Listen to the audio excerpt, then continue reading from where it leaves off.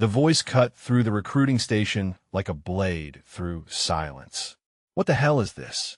Captain Randall Whitmore III stood in the doorway, his pressed uniform catching the fluorescent light, his eyes fixed on the old man kneeling beside a wooden bench with a tin of polish in his scarred hands. The old man did not look up. His fingers continued their slow, circular motion across the leather, movements so precise they seemed mechanical, programmed by decades of repetition. What the captain did not know, what no one in that room yet understood, was that in exactly 47 minutes, a two-star general would walk through that door and everything would change. Staff Sergeant Maria Chun rose from her desk. "Captain, good morning, sir. I was not expecting you until 0800. Whitmore ignored her. He crossed the room in 4 long strides, his boots clicking against the tile floor with the sharp rhythm of a man accustomed to being heard. The recruits, sitting along the wall, straightened instinctively. 3 young men and 1 young woman, all waiting for their ship dates, all watching the scene unfold with the nervous attention of people who had not yet learned when to look away. Whitmore stopped 2 feet from the old man. He looked down at the worn flannel shirt, the faded jeans held up by a belt with too many holes punched through the leather, the boots that had been resoled so many times the stitching formed a patchwork of different colored threads. He looked at the hands, weathered and lined like old maps, moving with an economy of motion that seemed out of place on someone so obviously broken by circumstance. "I asked you a question." Whitmore's voice rose, theatrical, meant to carry. "Who are you, and what are you doing in my recruiting station?" The old man's hands paused. He set down the brush slowly, deliberately, the way a man sets down a weapon when he has decided not to use it. His voice, when it came, was barely above a whisper. "Earl, sir. I polished the boots. Been coming here about 6 months now." 6 months. Whitmore turned to Chun, his face reddening. "You have had a homeless man in this station for 6 months, and no one thought to inform me." Chin's jaw tightened. "Sir, Earl has been helping out. The recruits bring him their boots, and he teaches them proper technique. He arrives at 0500 every morning, and he has never caused any trouble. He is not hurting anyone. Not hurting anyone." Whitmore laughed, a sharp sound without warmth. "The general is arriving in less than an hour for a formal inspection, and there's a vagrant polishing shoes like this is some kind of Depression-era train station." He turned back to Earl. "Get up. Get your things. Get out." Earl rose slowly. His left leg dragged slightly, a limp pronounced enough to notice but controlled enough to suggest it had been there for decades. He reached for the small canvas bag beside the bench, the bag that held everything he owned in the world. A change of clothes, a worn paperback book, a laminated photograph he never showed anyone. He was halfway to the door when Whitmore noticed the tattoo. The captain's hand shot out and grabbed Earl's wrist, twisting his arm to expose the faded ink on the inner forearm. The old man did not resist. He did not pull away. He simply stood there, his body perfectly still, his breathing measured and calm in a way that seemed almost unnatural given the circumstances. "What is this?" Whitmore's voice had changed. The theatrical anger had been replaced by something sharper, something that sounded almost like anticipation. "This looks like a Silver Star ribbon bar." He looked up at Earl's weathered face, at the deep lines and the gray stubble and the eyes that held something very far away. "You want to tell me where you got this tattoo, old man?" Earl said nothing. Whitmore smiled, the smile of a man who had found exactly what he was looking for.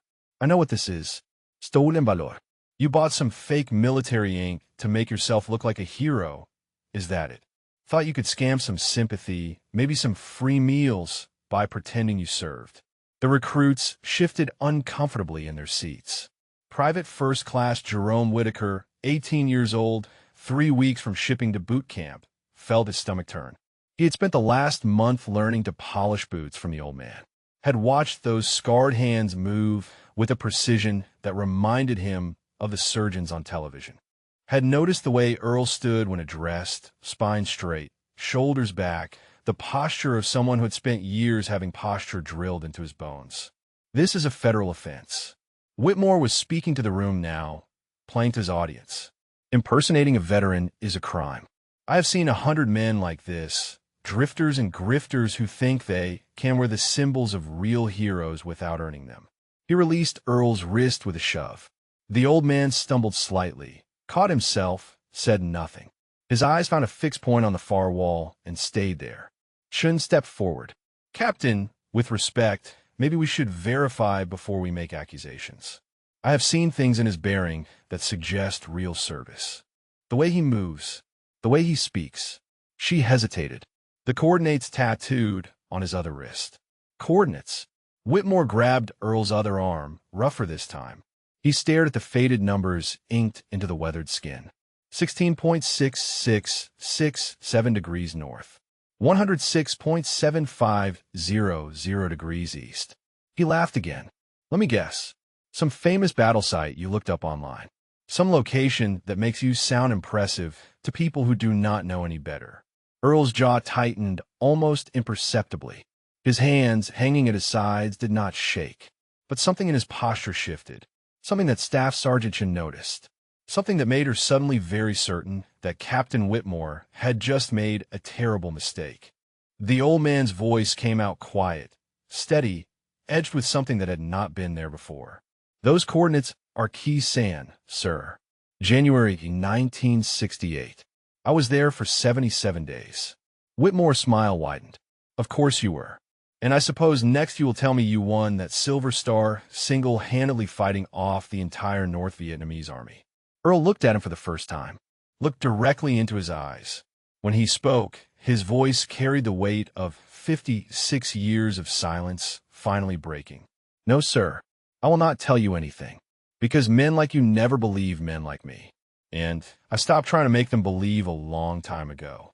He turned and walked toward the door, his limp more pronounced now, his canvas bag clutched in his scarred hand. Behind him, Whitmore was already on his phone, loudly explaining to someone that he had caught a stolen valor case, that the police might need to be involved, that this was exactly the kind of embarrassment he was here to prevent. And outside, just pulling into the parking lot, a black sedan bearing 2 star flags on its front bumper came to a stop. Major General Thomas Okonkwo stepped out, adjusted his cover, and began walking toward the door. In his briefcase, he carried a letter his father had written 40 years ago. A letter addressed to a man called Blackjack. A letter he had carried every day since his father died, hoping against hope that somehow, someday, he might finally be able to deliver it.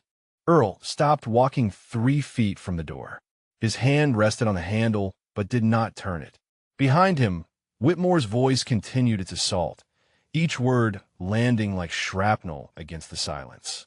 But Earl was not in the recruiting station anymore. He was somewhere else entirely, somewhere the captain's voice could not reach. January 21st, 1968. The morning the world exploded. He had been 26 years old, already a staff sergeant on his second tour, already carrying the weight of men who had died under his command. The hills around Khe Sanh had been quiet that morning. Too quiet, the old-timers said. The kind of quiet that preceded the kind of noise no man ever forgot. The first rockets came at 05:30. Earl remembered the sound before he remembered the fire. The whistle that built into a scream, that built into a roar, that swallowed everything. He remembered running toward the perimeter instead of away from it, because that was where his men were. He remembered the faces of boys who had been laughing at breakfast and were bleeding by lunch. 77 days. That was how long the siege lasted.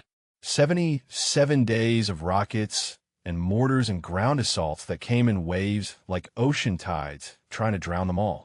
77 days of watching friends become bodies, and bodies become numbers, and numbers become names on walls that had not yet been built. The canvas bag in Earl's hand felt heavier now. He knew what was inside without looking. The photograph. 14 faces frozen in time, most of them gone now, taken by bullets or age or the slower death that came from carrying too much for too long. Danny Tran was in that photograph, grinning like he always did, the Vietnamese-American kid from San Francisco who could fix anything mechanical and make anyone laugh. Danny had done Earl's Silver Star tattoo 2 weeks after the ceremony, working with a needle and ink in a bunker that smelled like diesel and fear. 3 days later, a rocket took Danny's bunker and everything in it. If you're watching this story right now, we would love to know where you're joining us from. Drop a comment below and tell us your city or country. And if stories like this one, stories about hidden heroes and the weight they carry, speak to something in you, please consider subscribing to our channel. Your support helps us to share more of these incredible true stories that honor the forgotten warriors among us. Now, let us continue. Earl's fingers tightened on the door handle. The memories kept coming, uninvited, unstoppable. The night the perimeter broke in Sector 4. January 31st, 1968. The Tet Offensive had begun across Vietnam, but at Key Sanh they had their own war to fight. The NVA came through a breach in the wire just after midnight, hundreds of them pouring through like water through a broken dam. Earl had been 50 meters away when the breach happened. He ran toward the gunfire instead of away from it, because that was what you did. That was what leaders did. He found Private First Class William Okonkwo behind a destroyed bunker, got shot, bleeding out, too young to die and too wounded to move. The kid was 19 years old. He had a photograph of his mother in his pocket and a letter to a girl back home that he had not finished writing. Earl dragged him 200 meters under fire. 200 meters of bullets snapping past his ears, of tracers lighting up the darkness like deadly fireflies, of muscles screaming and lungs burning, and a voice in his head saying, "Just keep moving. Just keep moving. Do not stop until he is safe." The medic at the aid station said the kid would not survive the night. Earl sat with him anyway, held his hand, and told him lies about how everything would be fine, how he would be home by summer, how his mother would be so proud. The kid squeezed his hand and said something Earl would never forget. He said, "Thank you, Gunny." He said, "You did not have to come back for me." He said, "I will name my first son after someone who believes in new beginnings." William Okonkwo lived. Earl found out 3 months later, after he had already been wounded twice more. After the siege finally ended, after the hills around Key Sanh went quiet in a way that felt less like peace and more like exhaustion. The kid lived. He went home.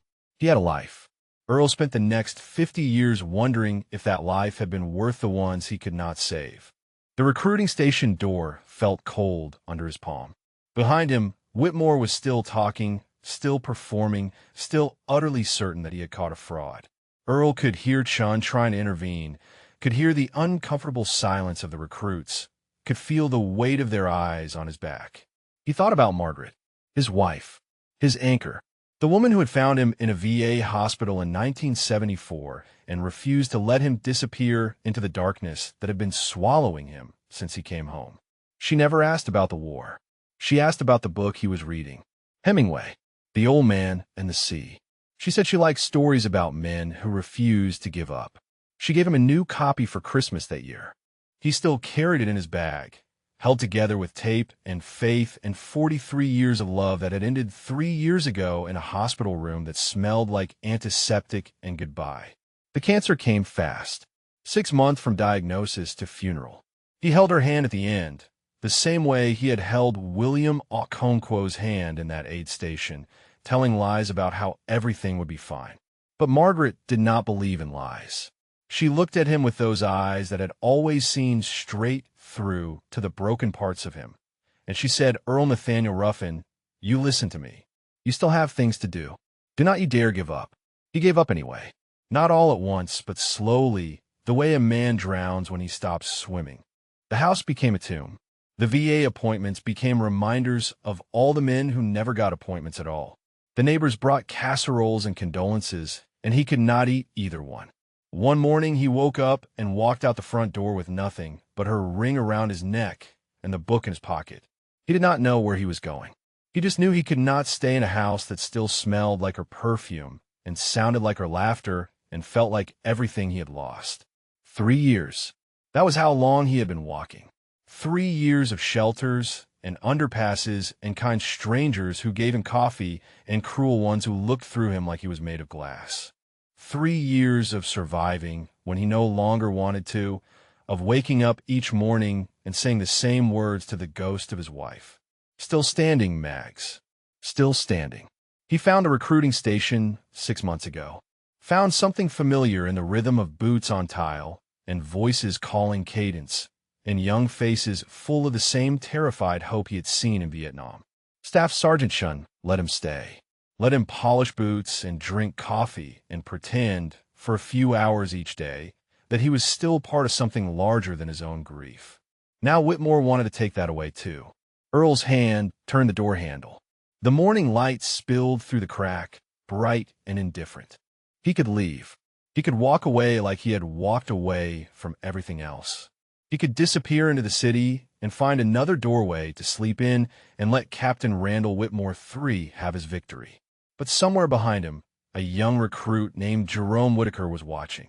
A kid who had spent a month learning to polish boots from an old man who never talked about himself. A kid who deserved to know that the symbols on a uniform were not just decorations. They were promises. Promises that the men who wore them would never abandon each other, no matter how hard the world tried to make them forget. Earl let go of the door handle.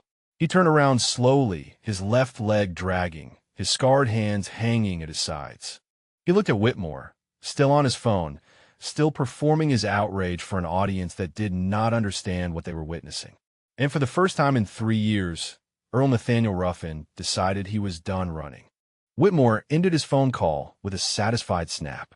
He turned back toward the door and found the old man standing exactly where he had been, no longer moving toward the exit, no longer retreating. Something in the captain's expression flickered. Confusion, perhaps, or the first faint tremor of uncertainty. "I thought I told you to leave." Earl said nothing. His eyes had found that fixed point on the wall again, the way they always did when the world became too loud. But his feet remained planted. His shoulders remained square. His breathing remained the slow, measured rhythm of a man who had learned long ago how to be still in the presence of chaos. Whitmore crossed the room in 3 aggressive strides.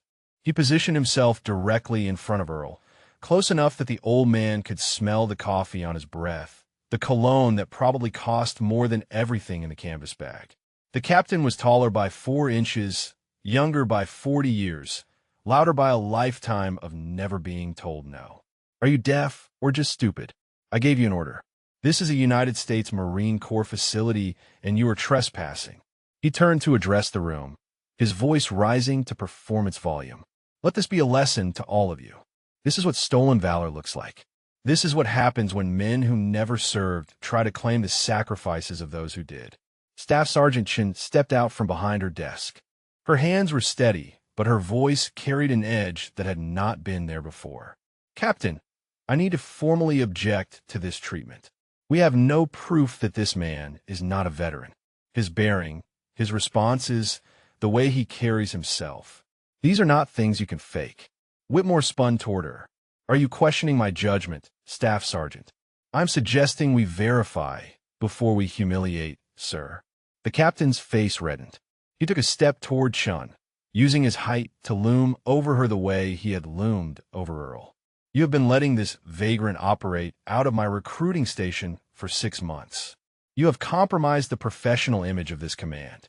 When the general arrives, I will be recommending a formal review of your leadership decisions." Chun did not flinch.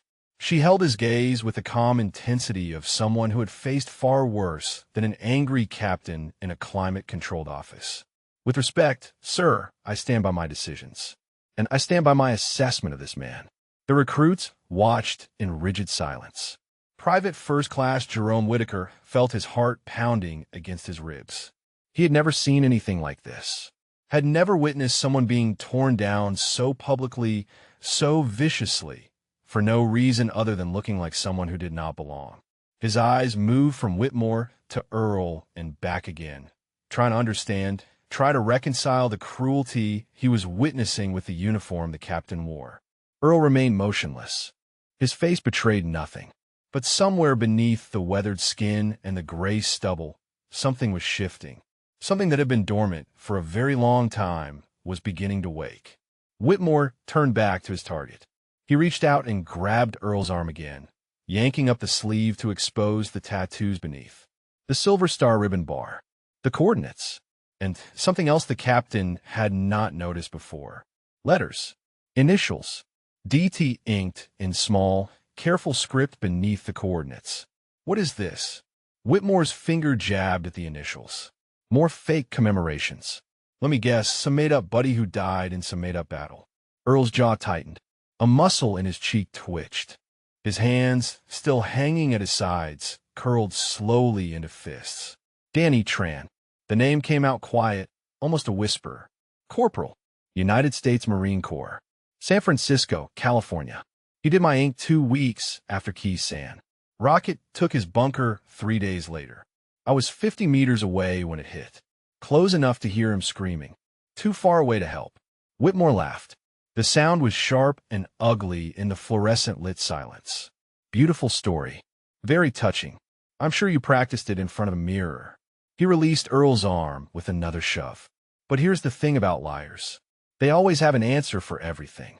Real veterans do not talk about their service like it is a script. Earl looked at him then. Looked directly into his eyes the way he had not looked at anyone in 3 years. His voice did not rise, did not waver, did not carry any of the anger that should have been there. Real veterans do not talk about their service at all, sir, because the men who were there do not need to hear it, and the men who were not there would never understand. Whitmore opened his mouth to respond, but something in the old man's gaze stopped him, something ancient and heavy and utterly without fear. For just a moment, the captain hesitated. For just a moment, the performance faltered. Then his phone buzzed. He glanced at the screen, and his expression shifted from anger to anxiety. The general's convoy is 5 minutes out. He pointed at Earl. You, stay right there. Do not move. When this inspection is over, the police will be here to escort you out. He turned to Chun. Get this place squared away. I want those recruits at attention when the general walks through that door. And keep this vagrant out of sight. Chun nodded stiffly. She began directing the recruits to their feet, positioning them along the wall in a crisp line. But her eyes kept returning to Earl, to the way he stood, to the way his hands had slowly uncurled from their fists, to the way he was looking at the door with an expression she could not quite read.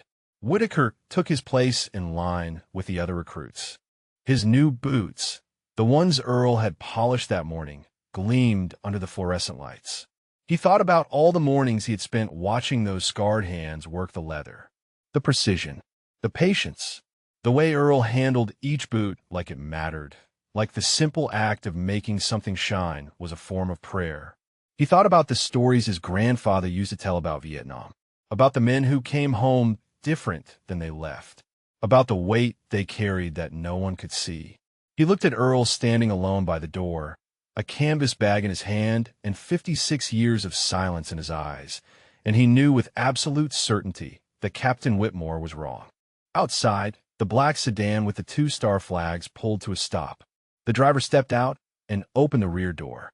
Major General Thomas Okonkwo emerged into the morning light, adjusted his cover, and took a moment to study the building before him. He was thinking about his father, about the story he had heard 1,000 times, about the gunny who had carried a gut-shot private 200 meters under fire and sat with him through the night when everyone said he would die. His father's last words echoed in his memory. If you ever find him, son, if you ever find Blackjack, tell him I lived. Tell him I had a good life. Tell him everything I am is because of what he did. The general straightened his jacket and walked toward the door. He had no idea that in exactly 90 seconds, 56 years of searching would finally come to an end. The ring beneath Earl's shirt felt heavier than it had in months. He could feel it pressing against his chest, warm from his body heat, carrying the weight of 43 years of marriage and 3 years of grief. Margaret's ring, the only thing he had taken when he walked out the door of their home for the last time. He remembered the day he gave it to her. June 14th, 1975. Flag Day. She had laughed when he pointed that out, said only a Marine would propose on Flag Day, said yes before he finished asking the question. They were married 3 months later in a courthouse ceremony with 6 people in attendance. She wore a white dress she had sewn herself. He wore his dress blues. The photograph from that day was still in a frame on a nightstand in a house he would never enter again. She had saved him. That was the simple truth of it. In 1974, Earl Nathaniel Ruffin was a man disappearing into his own darkness. The VA hospital in Philadelphia was supposed to fix his leg, supposed to address the shrapnel that still worked its way to the surface every few years. But they could not fix what was really broken. They could not reach the places where the screaming lived. Margaret found him in the recreation room, reading the same page of Hemingway over and over because his mind would not stay in one place. She was a nurse on the rehabilitation ward, 24 years old, with eyes that looked at him like he was a whole person instead of a collection of broken parts. She sat down across from him and asked what he was reading. He showed her the cover, The Old Man and the Sea. She said she loved that book. She said it was about a man who refused to surrender even when the sea took everything from him. She said sometimes the bravest thing a person could do was keep going when there was no reason left to go. Earl looked at her and said nothing, but something in his chest shifted, something that had been frozen since Sam began, very slowly, to thaw. They talked every day after that. She never asked about the war, never pushed him to share the things he was not ready to share. She asked about his family, his childhood in North Carolina, the books he liked to read, the places he wanted to see. She asked about the man he was before the uniform. And in asking, she helped him remember that man still existed somewhere beneath the scar tissue. The first time he told her about Danny Tran, they were sitting on a bench outside the hospital. It was autumn. The leaves were falling in colors so bright they almost hurt to look at. He told her about the kid from San Francisco who could fix anything mechanical, about the card game the night before the siege began, when Earl drew 21 and said it meant they would all make it home, about the tattoo Danny did with a needle and ink and steady hands, about the rocket that took him 3 days later. Margaret did not say she was sorry.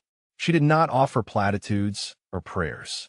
She took his hand and held it, and she said, "Tell me his favorite joke." Earl laughed for the first time in 6 years.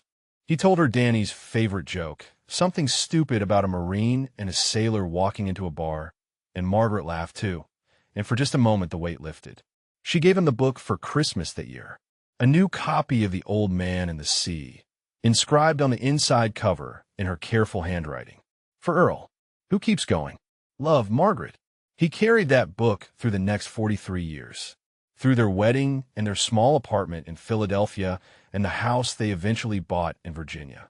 Through the jobs he worked and the nightmares that never fully stopped and the anniversaries they celebrated with quiet dinners and long walks.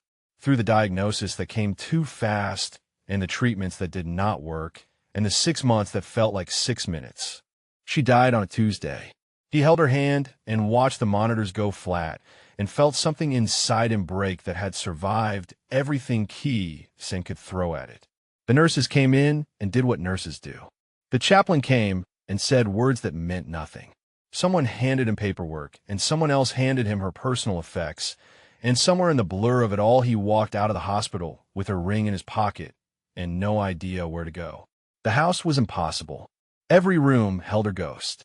The kitchen where she made coffee every morning. The living room where they watched old movies on Sunday nights. The bedroom where he woke up reaching for her and found only empty sheets. He stopped sleeping, stopped eating, stopped answering the phone when the VA called about his appointments. One morning, 3 months after the funeral, he woke up and knew he could not stay another day. He put her ring on a chain around his neck. He put the book in his pocket. He walked out the front door and did not look back. 3 years. Shelters when he could find them. Underpasses when he could not. Soup kitchens and food banks, and the occasional kind stranger who bought him coffee without asking for his story. He learned to be invisible, to move through the world without leaving marks. He learned that most people looked right through men like him, and he preferred it that way. The recruiting station found him, not the other way around. He was walking past on a January morning 6 months ago when he heard a drill instructor's cadence coming through the open door. The sound stopped him cold, took him back 50 years in the space of a heartbeat. He stood on the sidewalk for 20 minutes, just listening, until Staff Sergeant Chun came out and asked if he needed help. He said, "No, ma'am, just passing through." But she saw the way he stood, the way his eyes tracked movement, the way his posture straightened when she addressed him. She asked if he had served. He said, "Yes, ma'am, a long time ago." She asked if he wanted some coffee. He said yes. And somehow, 6 months later, he was still saying yes. Still showing up at 0500. Still polishing boots and teaching recruits the proper technique and pretending for a few hours each day that he had somewhere to belong. Now, Captain Whitmore wanted to take that away. Now Earl stood alone by the door, listening to the captain bark orders of the staff, feeling the ring press against his chest like a heartbeat. Still standing, Mags. The words formed silently on his lips. Still standing. The door opened. Sunlight poured in, and Major General Thomas Okonkwo stepped across the threshold, his 2 stars gleaming on his shoulders, his eyes sweeping the room with the practiced assessment of a career Marine. His gaze passed over the recruits at attention, over Staff Sergeant Chun at her desk, over Captain Whitmore straightening his uniform with nervous hands. And then his gaze found the old man by the door. The worn flannel shirt, the canvas bag, the scarred hands, the posture that 40 years of rough living had not erased. The general stopped walking. His face went pale. His hand reached out to steady himself against the doorframe. Because there, on the old man's wrist, faded but unmistakable, were coordinates he had seen traced on a kitchen table 1,000 times. Coordinates his father whispered like a prayer every Veterans Day until the day he died. 16.6667 degrees north, 106.7500 degrees east. Kisan. Staff Sergeant Chun had served 2 tours in Afghanistan. She had seen IEDs tear through convoys and watched friends bleed out in the dust. She had learned to read the signs of combat veterans the way some people read books, finding meaning in the smallest details. The way they sat with their backs to walls. The way their eyes never stopped moving. The way they flinched at sounds that meant nothing to civilians and everything to those who had been downrange. She had known from the first morning that Earl was real.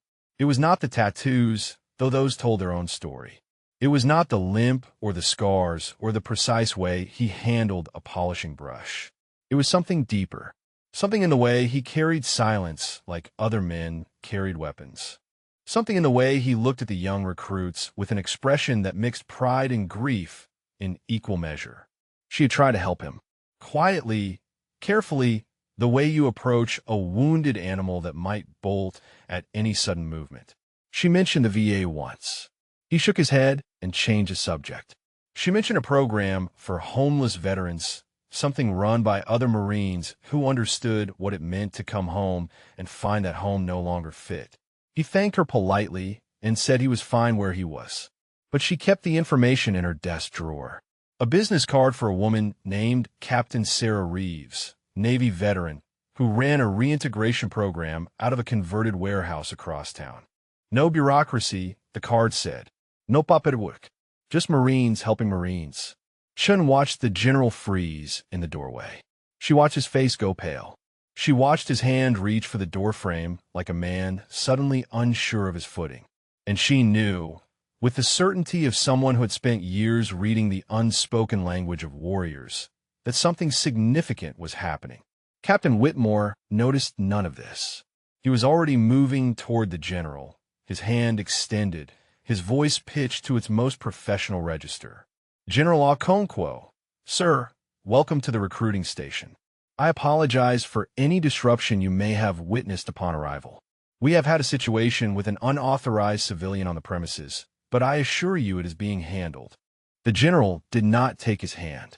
His eyes remained fixed on Earl, who stood motionless by the door, his canvas bag clutched in his scarred fingers.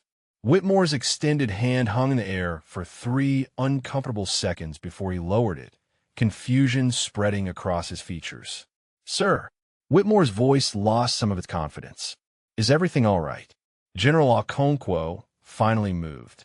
He stepped past Whitmore without acknowledgement, walking slowly toward the old man by the door. His aide, a young lieutenant colonel who had followed him inside, stopped just past the threshold, equally confused by his commander's behavior. The recruits remained at attention, but their eyes tracked the general's movement. Chun rose from her desk, her heart beating faster. PFC Whitaker watched from his position in line, his polished boots gleaming, his mind racing to understand what he was witnessing. The general stopped 3 feet from Earl. Up close, the differences between them were stark. One man wore stars on his shoulders and authority in every line of his bearing. The other wore donated clothes and carried everything he owned in a bag that cost less than the general's belt. But something in the way they looked at each other suggested a connection that transcended rank and circumstance. Those coordinates. The general's voice was quiet, meant only for Earl. On your wrist. 16.6667 north, 106.7500 east. Earl's expression did not change. Yes, sir. Keys-san. Yes, sir. The general's breath caught. His eyes moved from the coordinates to the silver star ribbon bar tattooed on Earl's forearm, then to the initials beneath it, DT, then to the scars on his hands, the kind that came from decades of hard use, then to the face, weathered and lined but carrying something unmistakable beneath the wear. My father was a Keys-san. The general's voice cracked slightly on the word father. January 1968. He was a private first class, 19 years old. He took a round to the gut on the night the perimeter was breached. Earl's posture shifted almost imperceptibly. His shoulders straightened, his chin lifted. The change was subtle, but Chin saw it. The soldier emerging from beneath the homeless man like a photograph developing in solution. Sector 4. Earl's voice was steady. January 31st. The NVA came through the wire just after midnight. A lot of good men died that night. The general nodded slowly. My father almost died that night. He would have died. Should have died. But a gunnery sergeant found him behind a destroyed bunker. Carried him 200 meters under fire to the aid station. Sat with him through the night when everyone said he would not make it. The room had gone completely silent. Whitmore stood frozen, his confusion giving way to something that looked like dawning horror. The recruits remained at attention, but their rigid postures had softened, their focus entirely on the 2 men by the door. Earl said nothing. His eyes had found that fixed point on the wall again, but this time there was moisture gathering at the corners. 56 years of silence pressing against a dam that had held for so long. My father lived. The general's voice was barely above a whisper now. He came home. He married my mother. He had a career, a family, a life. He died 5 years ago, but before he died, he made me promise something. Earl's jaw tightened. His scarred hands trembled slightly against the canvas bag. He made me promise that if I ever found the gunny who saved him, I would deliver a message. The general reached into his jacket and withdrew a worn envelope, yellowed with age, handled so many times the edges had gone soft. He wrote you a letter. 40 years ago. He never knew where to send it, so he gave it to me. Chun felt tears sliding down her cheeks. She did not wipe them away. Whitaker's vision had blurred, his eyes burning with emotions he did not fully understand. Even Whitmore seemed frozen, his arrogance crumbling in the face of something he had never expected. The general held out the envelope. His hand was shaking. He called you Blackjack. He said you drew 21 the night before the siege and told everyone it meant you would all make it home. He said you were the bravest man he ever knew. Earl looked at the envelope, at the handwriting on the front, faded but legible. To Blackjack, care of the United States Marine Corps. His voice, when it finally came, was broken, hoarse, carrying the weight of half a century. William, that was his name. Private First Class William Okonkwo. I sat with him all night. Told him he would be fine. Told him he would see his mother again. The general nodded, tears now running openly down his face. He saw her. He saw all of us. He had a good life, Gunny. Because of you. Earl's legs buckled. He caught himself against the wall, his breath coming in ragged gasps. The canvas bag fell from his fingers, spilling its meager contents across the tile floor. A change of clothes. A worn paperback book. A laminated photograph of 14 young faces, most of them gone now, and a wedding ring on a chain, glinting in the fluorescent light. The photograph lay face up on the tile floor. 14 faces stared at the ceiling, frozen in a moment 56 years gone. Young men in jungle fatigues, some grinning, some serious, all of them carrying the particular look of soldiers who knew they might not survive the week. Earl's face was there, third from the left, barely recognizable beneath the youth and the unmarked skin. PFC Whitaker broke formation. He did not ask permission. He simply moved, crossing the room to kneel beside the scattered contents of Earl's life. His hands trembled as he gathered the photograph, the book, the ring on its chain. He looked up at the old man who had taught him to polish boots, who had shown him how to work the leather until it shone like glass, who had never once spoken about himself in all their mornings together. Earl did not see him. His eyes were fixed on the envelope in the general's hand, on the handwriting that spelled out a name he had not heard spoken aloud in decades. Blackjack, the call sign that had followed him through 3 tours and 77 days of hell and a lifetime of trying to forget. The general stepped closer. He pressed the envelope into Earl's hands, closing the scarred fingers around the yellowed paper. Take it. It belongs to you. It always belonged to you. Earl held the envelope like it might shatter. His breathing was ragged, uneven, the measured calm he had maintained for so long finally cracking under the weight of what was happening. He turned it over in his hands. The seal had been broken long ago. The letter read and reread so many times the creases had become permanent. Read it. The general's voice was gentle now, stripped of all military formality. Please. He wanted you to read it. Earl's fingers found the edge of the paper inside. He pulled it out slowly, unfolding it with the care of a man handling something sacred. The handwriting was neat, precise, the penmanship of someone who had taken time to choose each word. His lips moved as he read, but no sound came out. The room remained frozen, every eye fixed on the old man by the door. Whitmore had retreated several steps, his face ashen, his hands hanging uselessly at his sides. Chin stood at her desk, tears still streaming, making no effort to hide them. The recruits remained in a ragged line, formation forgotten, witnesses to something none of them fully understood. Earl read the letter twice, then a third time. His chest heaved, his shoulders shook, and then, for the first time in 56 years, Gunnery Sergeant Earl Nathaniel Ruffin began to cry. Not the quiet tears of a man who has learned to grieve in private. These were the sobs of something breaking open, of walls collapsing, of decades of silence finally finding voice. He slid down the wall until he was sitting on the floor, the letter clutched to his chest, his body racked with the kind of grief that comes only when grief has been held too long. The general knelt beside him. He did not speak. He simply placed his hand on Earl's shoulder and held it there, a point of contact, a reminder that he was not alone. Shin moved without thinking. She crossed the room and knelt on Earl's other side, her hand finding his arm.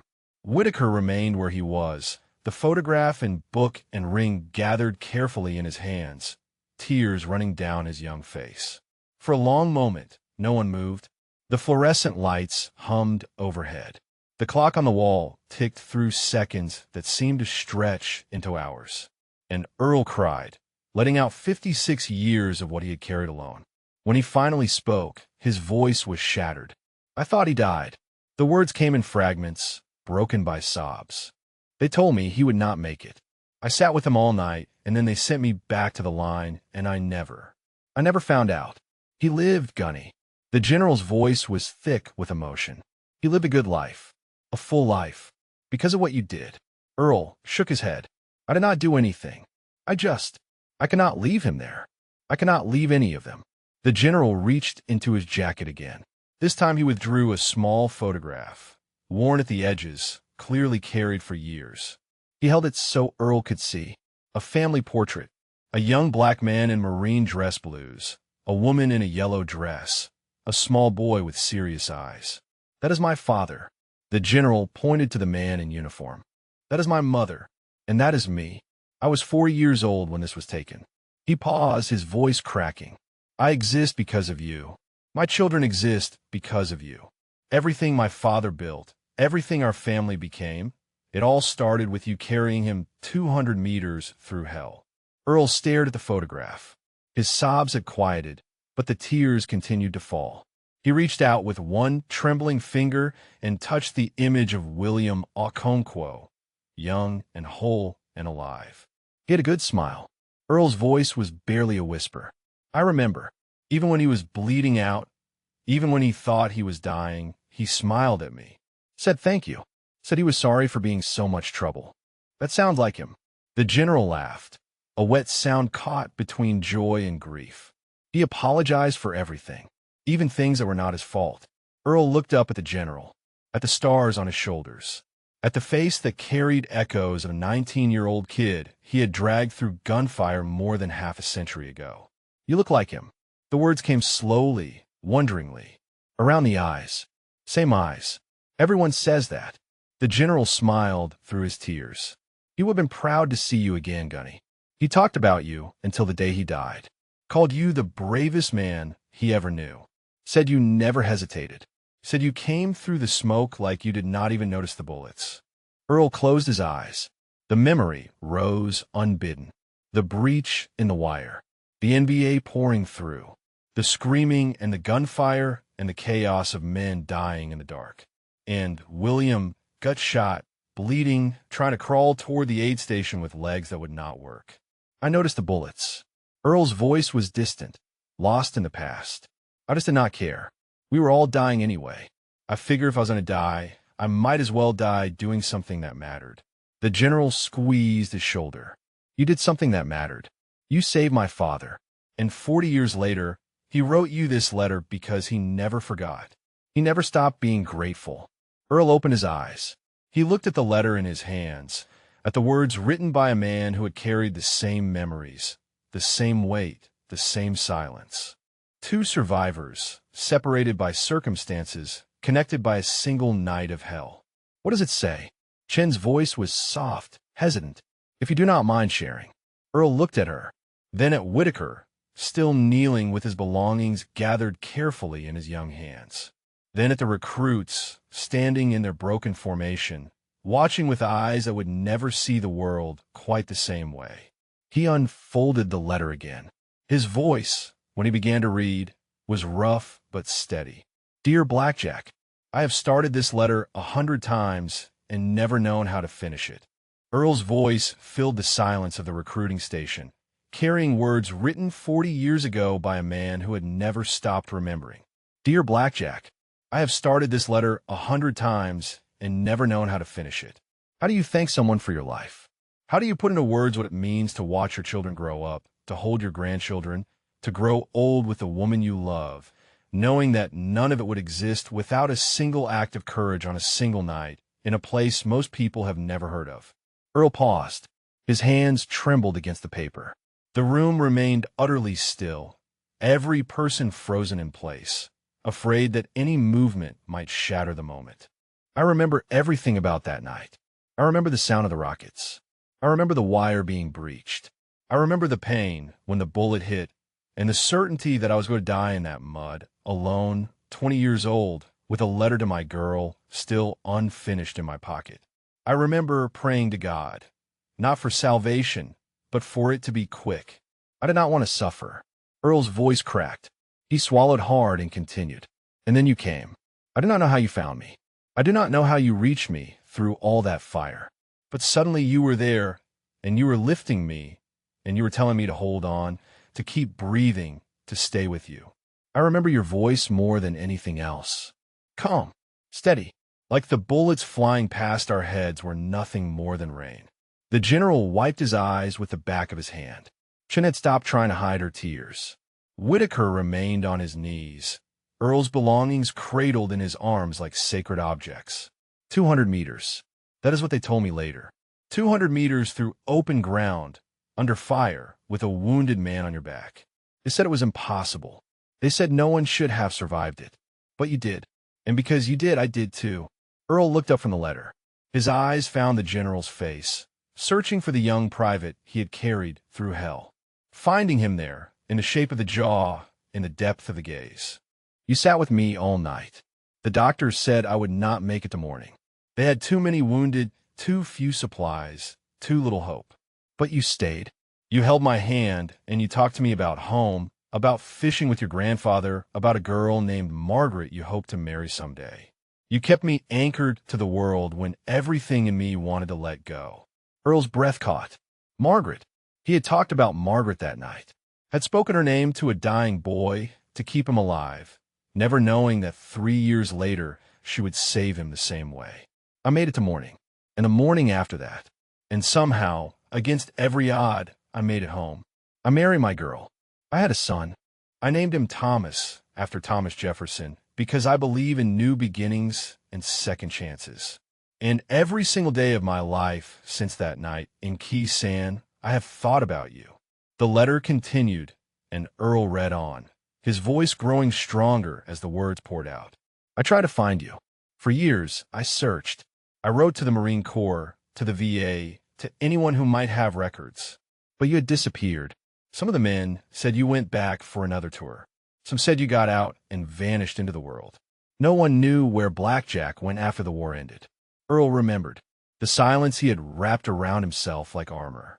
The way he had avoided reunions, avoided memorials, avoided anything that might force him to remember the faces of the men who did not come home. He had not disappeared. He had simply stopped existing as the man he used to be. I'm an old man now. My son is a Marine, if you can believe it. A general, no less. He makes me prouder than I can say. And every time I see him in that uniform, I think of you. I think of the man who made it possible for me to be a father at all. The general closed his eyes. His father's voice seemed to echo through the words, familiar and distant and achingly real. If you ever read this letter, I want you to know something. What you did that night was not just about saving one life. It was about saving every life that came after.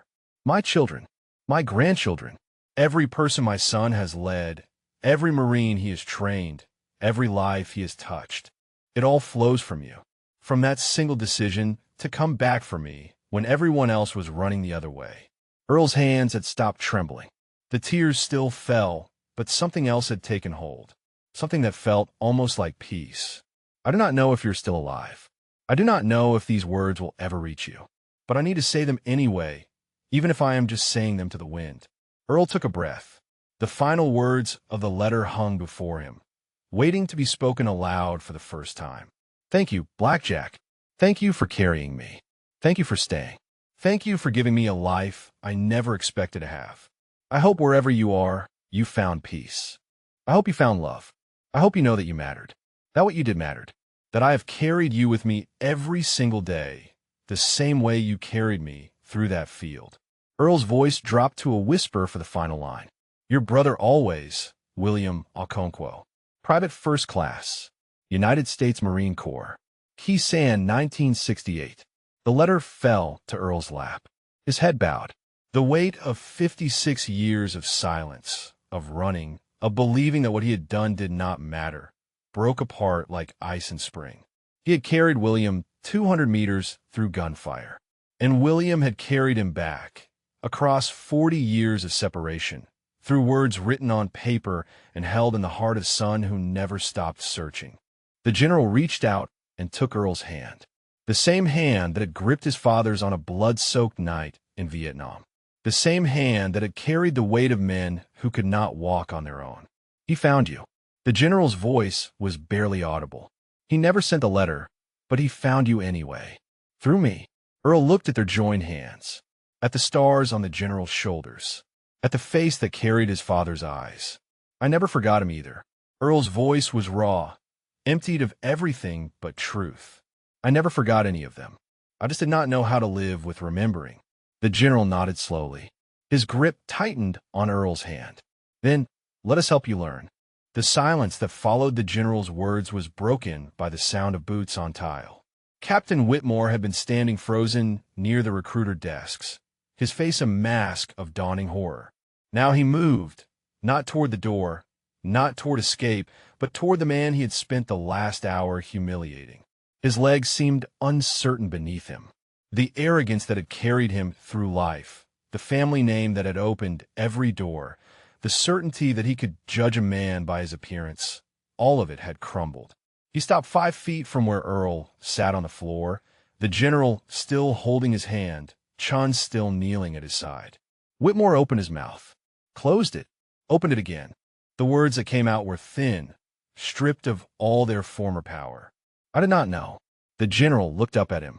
The warmth that had filled his voice while speaking to Earl vanished, replaced by something cold and hard. His expression did not change, but his eyes carried the weight of command, of authority, of a man who had spent 40 years learning how to lead. No, you did not know. The general's voice was quiet, but it filled the room. You did not know because you did not ask. You did not know because you looked at this man and saw only what you wanted to see. A vagrant, an embarrassment, a problem to be removed before I arrived.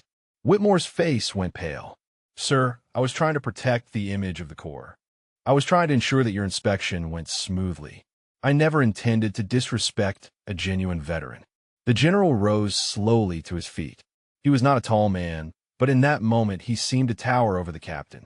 He stepped forward until they were face to face, close enough that Whitmore could see the tears still drying on his cheeks. You grabbed him. The general's voice remained soft, controlled, more frightening than any shout. You grabbed a Silver Star recipient by the arm and demanded he prove his service. You called him a liar, a fraud, a disgrace. You did this in front of recruits who were about to enter our Corps, showing them exactly how not to treat a fellow Marine. Whitmore's mouth worked soundlessly.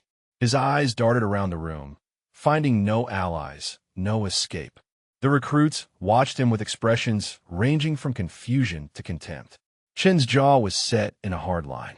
Even his own aide, the lieutenant colonel who had followed the general inside, stood motionless by the door with arms crossed. I have dedicated my career to upholding the honor of the Marine Corps. The general continued, each word landing like a blow. My father dedicated his life to teaching me what that honor means. It means we do not leave anyone behind.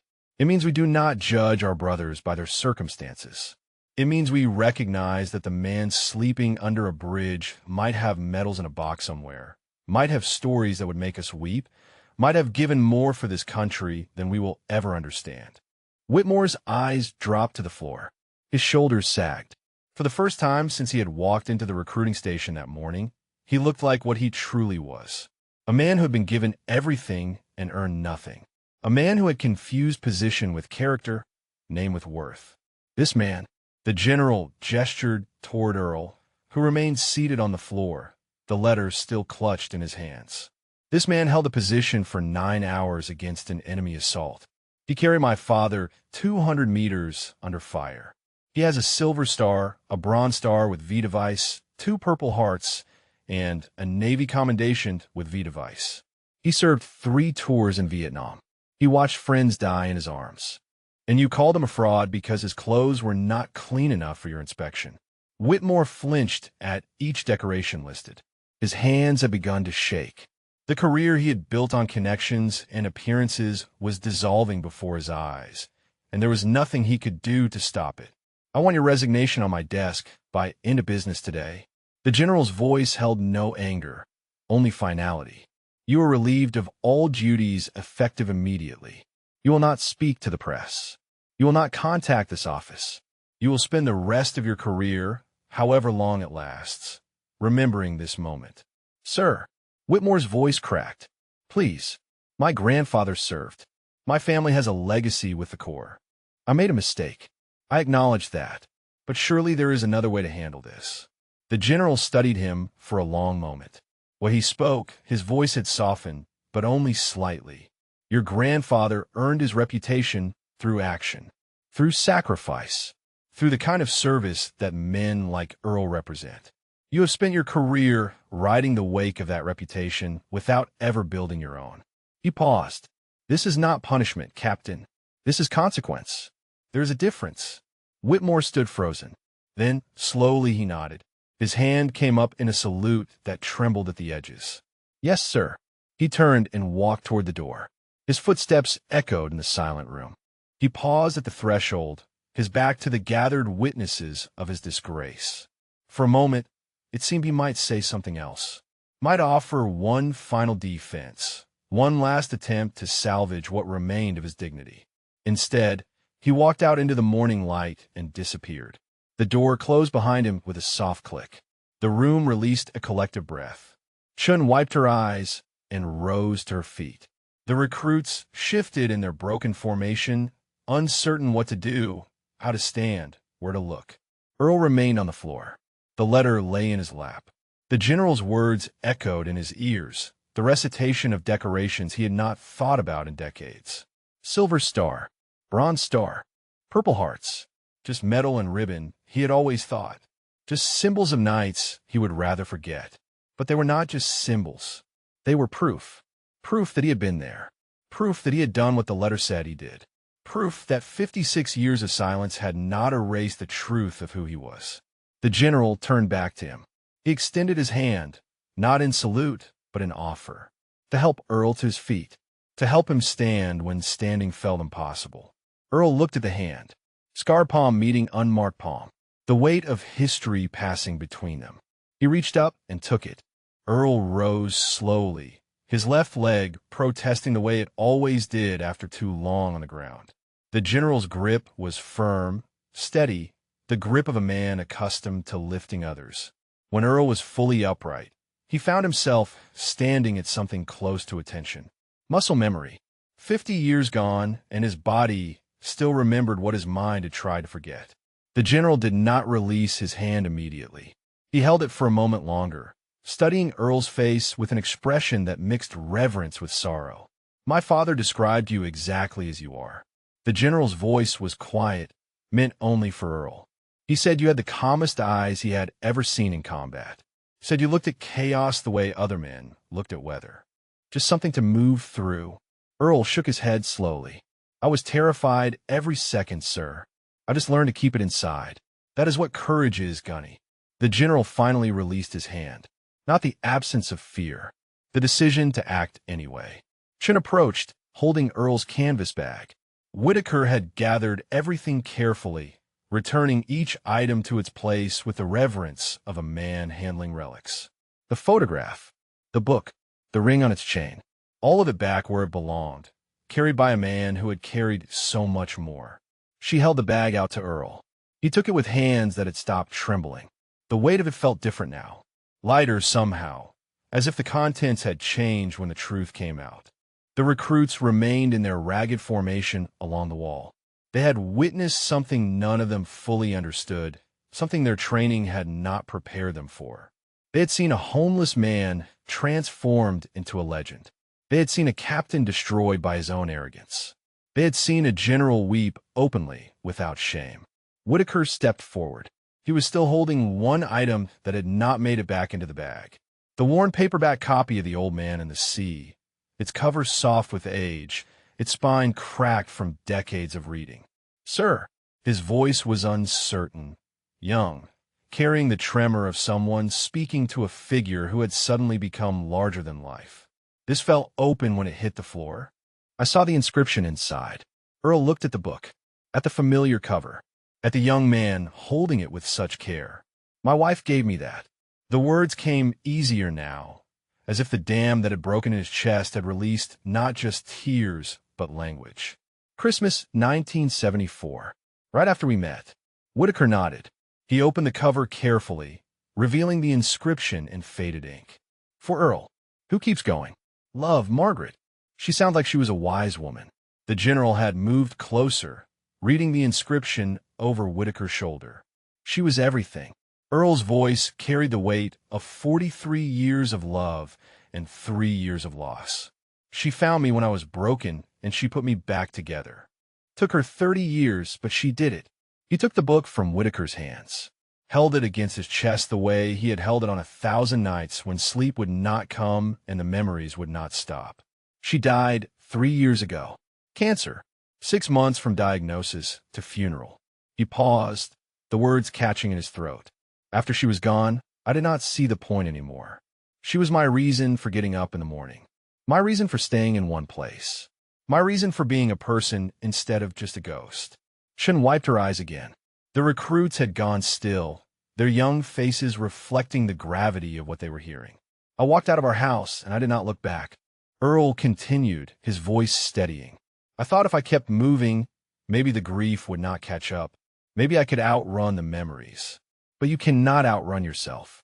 You just end up tired and alone in a place where nobody knows your name. The general nodded slowly.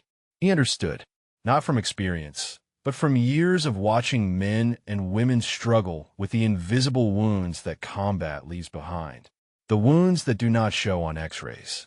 The wounds that do not heal with stitches. Why here? Chen's voice was soft. Of all the places you could have gone, why did you end up at a recruiting station?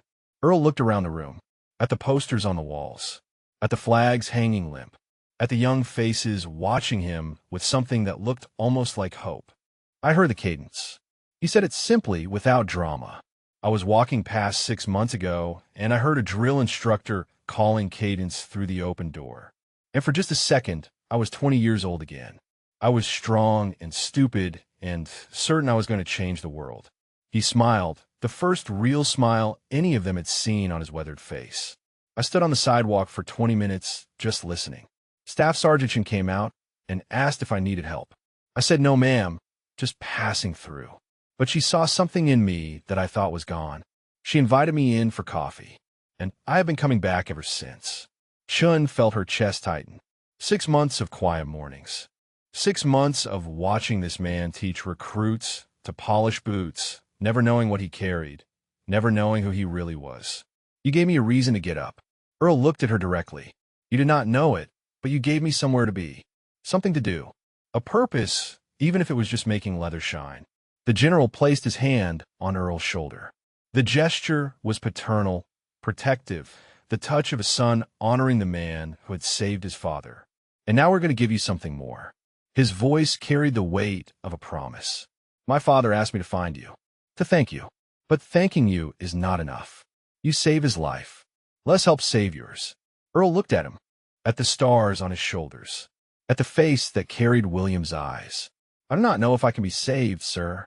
The word were honest, unguarded. I haven't broken a long time. The general shook his head. My father was gut shot in a muddy field in Vietnam. The doctors said he would not survive. But you refused to accept that. You carried him. You stayed with him. You willed him to live. He squeezed Earl's shoulder. Now it is our turn to carry you. The lieutenant colonel who had accompanied the general stepped forward for the first time. He had been standing by the door throughout the entire confrontation, watching, processing, recording every detail for the report he would eventually have to file.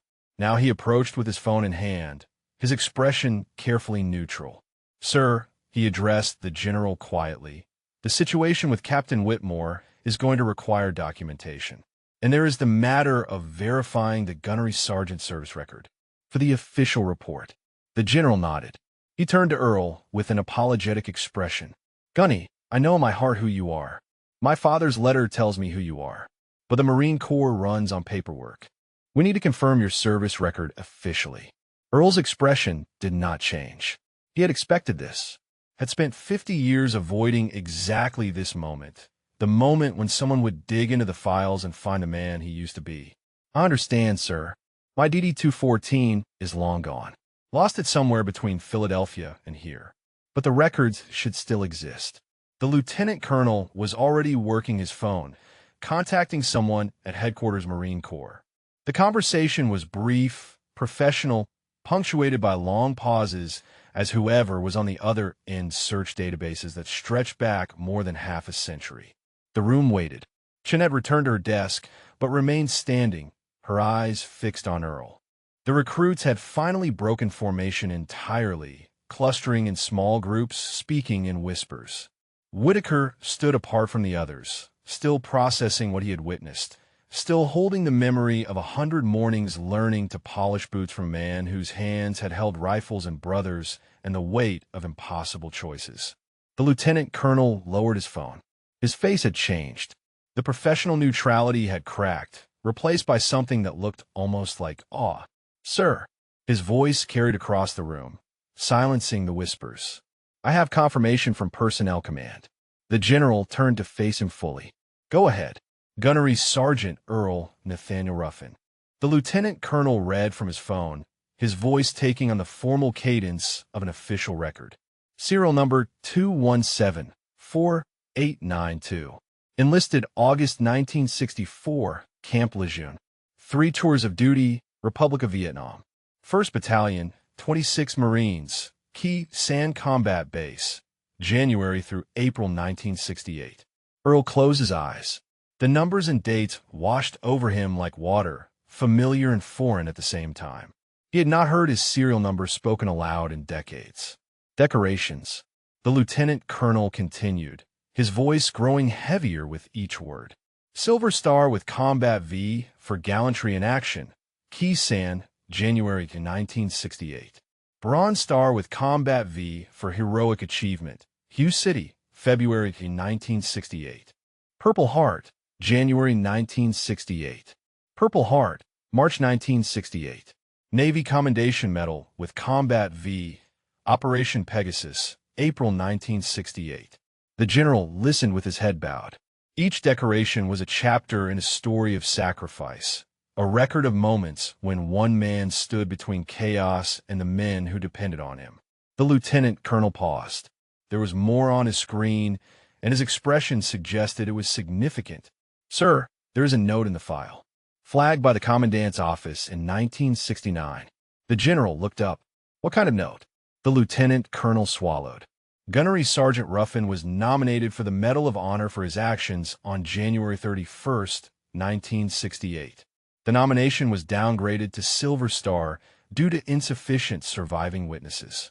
The note indicates that the commandant at the time personally disagreed with the downgrade and ordered the file flag for potential future review. The room went absolutely silent. Medal of Honor. The words hung in the air like smoke after an explosion. The highest decoration any service member could receive. The recognition reserved for acts of valor so extraordinary they defied comprehension. Earl opened his eyes. His expression had not changed, but something in his posture had shifted. A straightening of the spine, a lifting of the chin. The ghost of the gunnery sergeant emerging from beneath the homeless man's weathered exterior. "I did not know about the nomination." His voice was quiet. "They just gave me the Silver Star and told me to get back to work. I never asked questions." The general crossed the room to stand directly in front of him.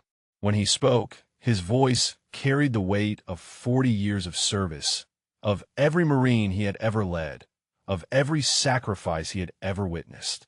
"You held a breach section of perimeter for 9 hours." The general's eyes never left Earl's face. 47 confirmed enemy killed. 14 wounded Marines evacuated because you would not let the line fall. You took shrapnel in your leg, in your shoulder, and you refused evacuation until you were relieved. Earl said nothing. The memories were there, buried under decades of silence. But he had never counted, never tallied, never thought about the numbers. "My father was one of those 14 wounded Marines." The general's voice cracked. "You did not just save one man that night, Gunny.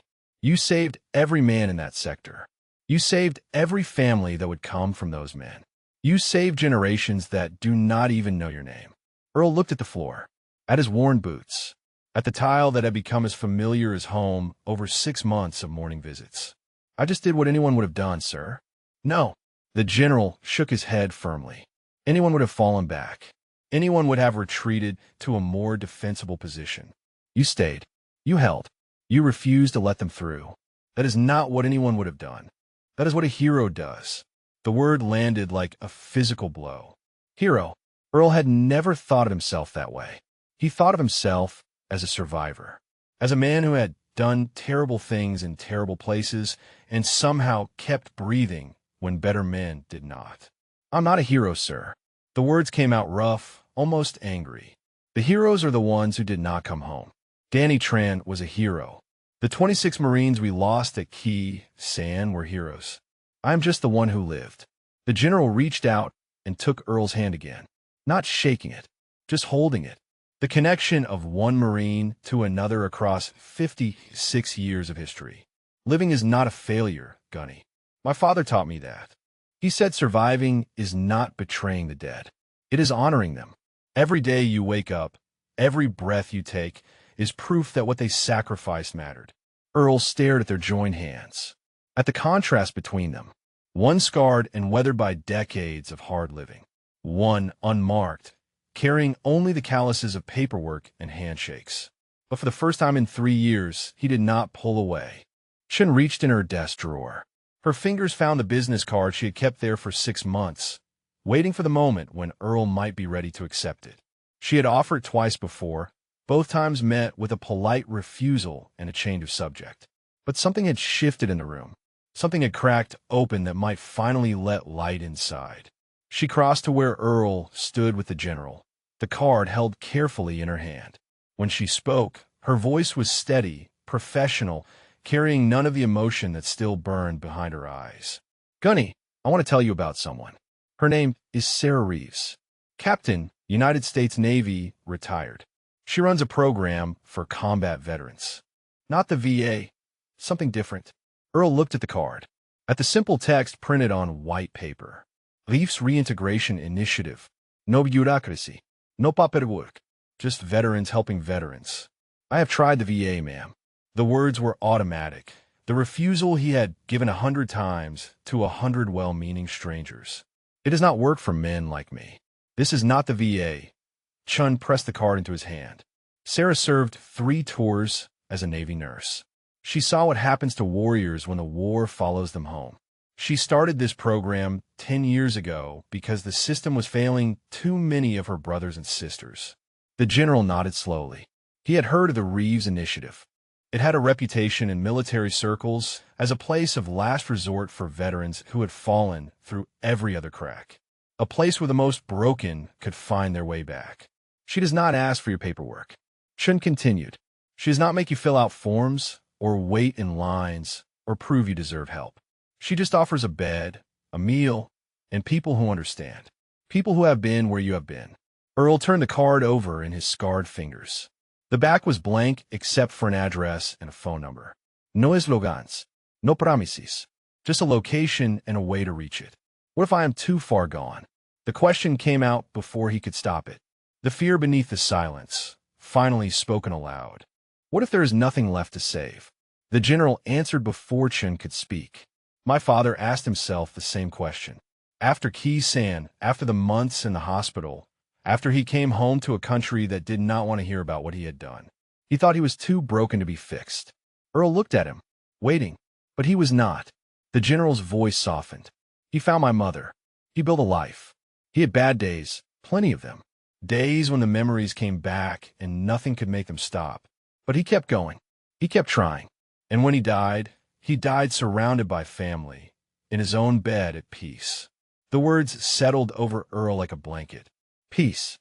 He had not felt peace in so long he had forgotten what it tasted like. Whitaker stepped forward. He had been hanging back, uncertain of his place in this gathering of warriors who had seen things he could only imagine. But something pushed him to speak, some instinct that told him his voice mattered in this moment. "Sir," he addressed Earl directly, his young face earnest and open. "You taught me how to polish boots. You taught me that the small things matter. That taking care of your gear is taking care of yourself." He paused, gathering courage. "Maybe it is time someone took care of you." Earl looked at the young recruit, at the face that reminded him of all the young faces he had led into combat and carried out of it, at the hope that still lived in eyes that had not yet seen the things that extinguished hope. "You're going to be a good Marine, son." The words came from somewhere deep, somewhere Earl had not accessed in decades. "You have a heart for it. Just promise me something." Whitaker straightened instinctively. "Yes, sir. Promise me you will remember what you saw today." Earl's voice carried the weight of command, of a gunnery sergeant addressing his men. "Remember that the man sleeping under the bridge might have medals in a box. Remember that the woman begging for change might have saved lives in places you have never heard of. Remember that we do not leave anyone behind. Not on the battlefield. Not after." "Yes, sir." Whitaker's voice cracked. "I promise." Earl turned back to Chun. He looked at the card in his hand, at the address printed in simple black letters, at the phone number that represented a choice he had been avoiding for 3 years. "I do not know if I can do this." The admission cost him something, stripped away another layer of the armor he had built around himself. "I have been alone a long time. I do not know how to be anything else."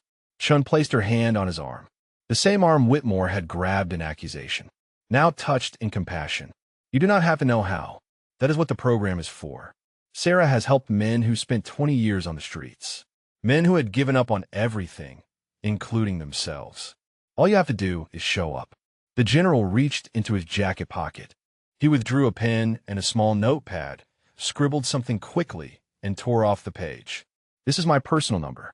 He pressed the paper into Earl's other hand. If you need anything, call me.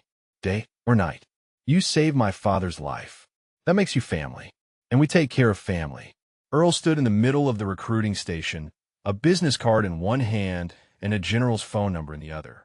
Around him, the recruits watched with expressions of awe and uncertainty. Chun stood close, her hand still on his arm. The lieutenant colonel had lowered his phone, his official duties temporarily forgotten. For 56 years, Earl Nathaniel Ruffin had carried the weight alone. The memories, the grief, the faces of men who did not come home. He had convinced himself that carrying it alone was the only way, that accepting help would somehow diminish the sacrifice of those who could not be helped. But looking at these faces now, at the general who wore his saved father's eyes, at the staff sergeant who had offered kindness without conditions, at the young recruit who had learned to polish boot from a broken old man, Earl realized something he had forgotten long ago. Carrying alone was not strength. It was fear. Fear of being seen. Fear of being known. Fear of letting anyone close enough to witness the damage. Margaret had broken through that fear once. She had found him in the darkness and refused to leave him there. And now, standing in this recruiting station surrounded by strangers who had become something more, Earl understood that she had been right. He still had things to do, and maybe, just maybe, he did not have to do them alone. Okay. The word came out small, almost lost in the silence.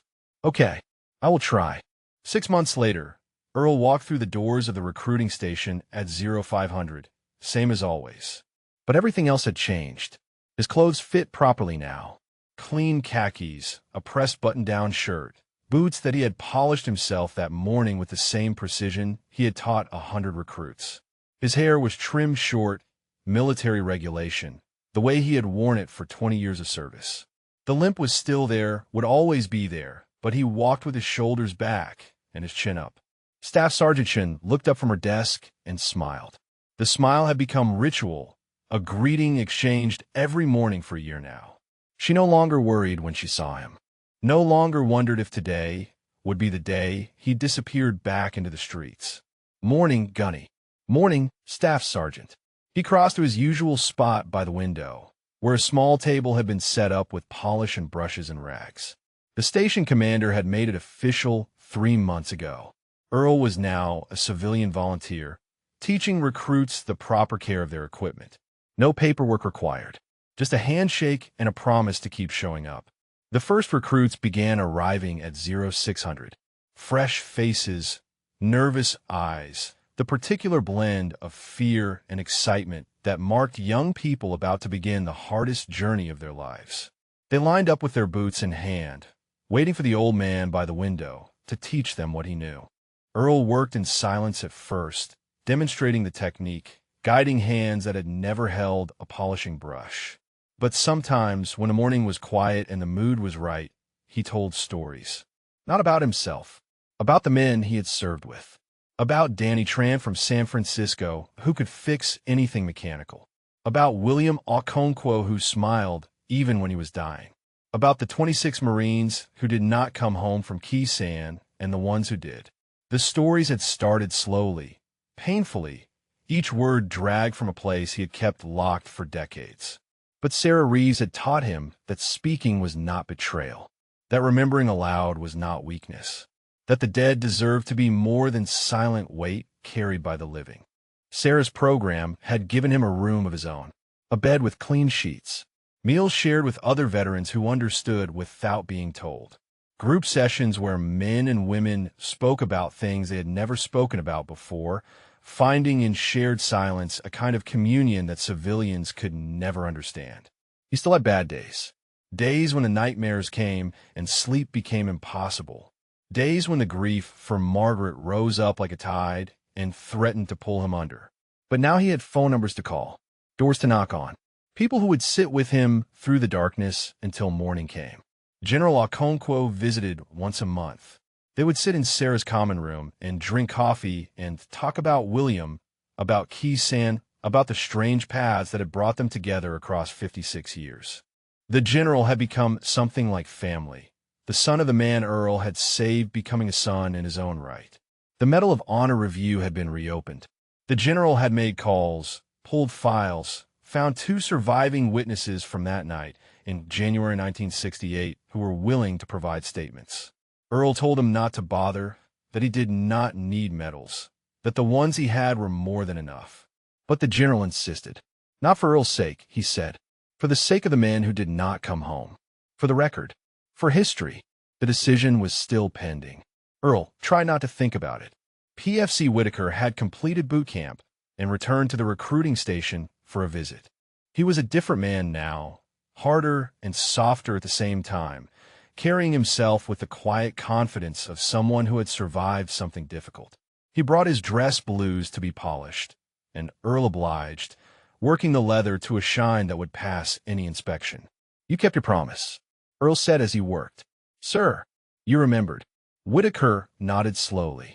Every day, Gunny. Every time I see someone who looks like they have nothing, I remember what you told me. I remember that they might have everything, just hidden where no one thinks to look. Earl handed back the boots. They gleamed under the fluorescent lights, perfect mirrors of black leather. That is all I ask, son.